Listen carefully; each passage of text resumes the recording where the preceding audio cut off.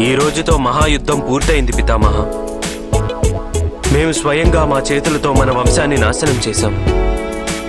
సమస్త ఆర్యవర్తంలో మేము విధ్వంసం సృష్టించాము. మాకు ఈ అపరాధం నుండి విముక్తి ఎప్పుడు లభిస్తుంది పితామహ?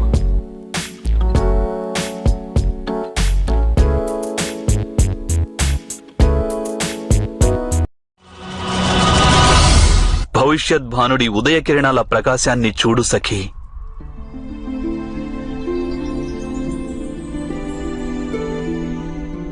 అవి మీకోసమే ఎదురు చూస్తున్నాయి. ఆయుష్మాన్ భవ పుత్రులారా.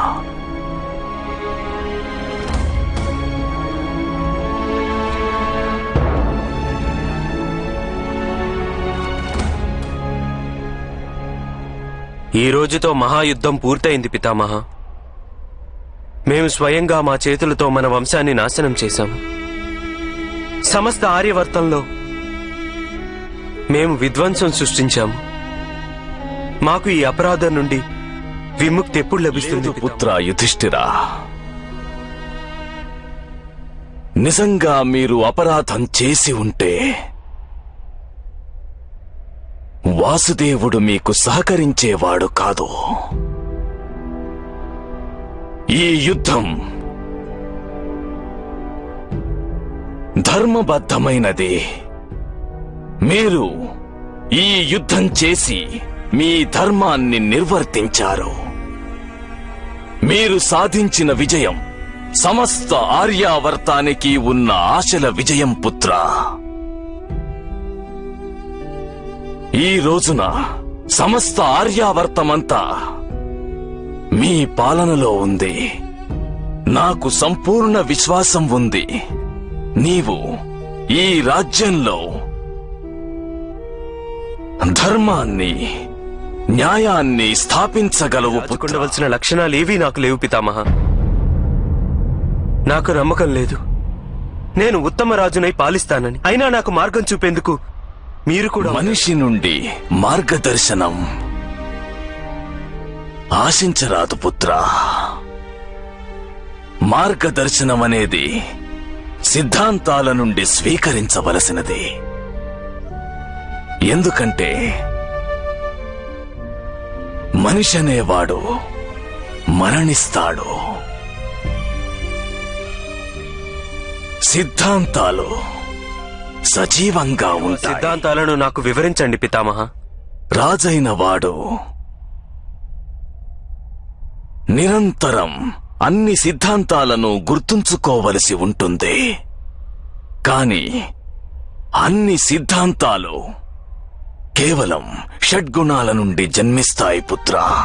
ధర్మం, కర్మ, శౌర్యం, క్షమ, దానం, దండన.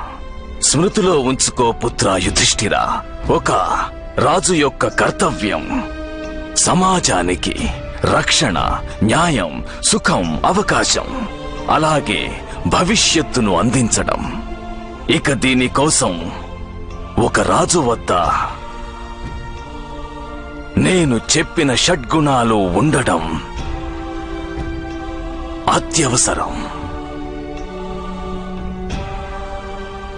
ఈ గుణాలన్నీ నీ మనస్సులో ఉన్నాయి పుత్ర యుధిష్ఠిరా. నీవు చేయవలసింది నిరంతరం ఈ గుణాలను స్మృతిలో ఉంచుకోవడమే పుత్ర. మీ అందరూ చల్లగా ఉండాలి. పితామహ, మీరు మా అగ్రజునికి ఉత్తమ రాజు లక్షణాలను వివరించారు. కాని మేము ఉత్తమ పౌత్రులం అనిపించుకునే అవకాశం మాకెలా లభిస్తుంది? నా బాధ్యతలు ఇప్పుడు పూర్తయ్యాయి పితామహ. ఇకపై నేను ఇక్కడే ఉండి మీకు సేవ చేసుకుంటాను. మీ దగ్గరే ఉంటాను పితామహ. వద్దు పుత్రులారా, వద్దు. మీరు నలుగురు ఉండవలసిందే యుధిష్ఠిరుని చెంతనే. మీరు నలుగురు కలిసి వీనికి ఒక ఉత్తమ రాజ్యాన్ని నిర్మించడంలో సహాయం చేయండి. ఇప్పుడు నేను కేవలం ఉత్తరాయణం కోసమే నిరీక్షిస్తున్నాను. ఏ రోజున కర్మసాక్షి సూర్యనారాయణుడు ఉత్తర దిశగా తన గతిని మార్చుకుంటాడు, అప్పుడు స్వచ్ఛందంగా నా భౌతిక దేహాన్ని విడిచిపెడతాను. మీ అందరికీ శుభం కలుగుతుంది పుత్రులారా. అలాగే మీ అందరి సంకల్ప బలంతో సమస్త ఆర్యావర్తం సుభిక్షంగా ఉంటుంది. ఇప్పుడు మీరందరూ మన హస్తినాపురం వైపుగా ప్రయాణించండి పుత్రులారా.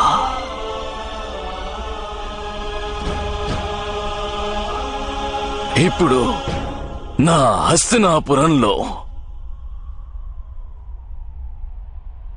ధర్మం అలాగే న్యాయం శాశ్వతంగా నెలకొంటాయి. ఆయుష్మాన్ భవ. మన హస్తినాపురం.